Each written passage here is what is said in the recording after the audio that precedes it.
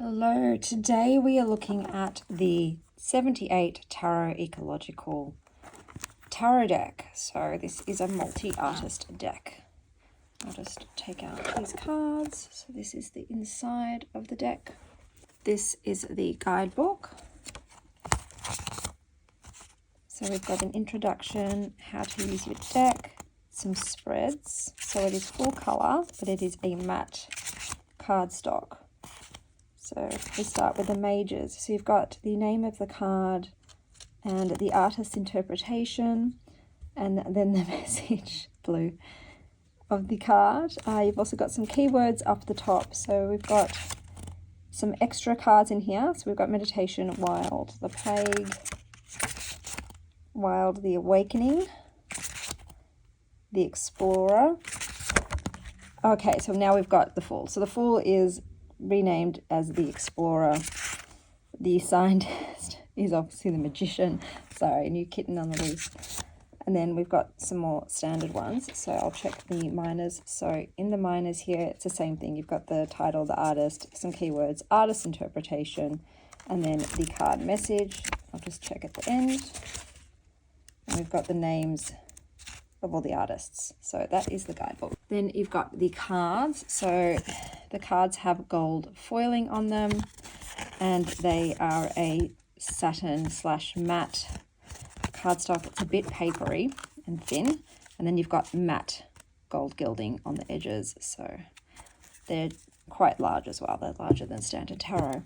So let's have a look at the cards.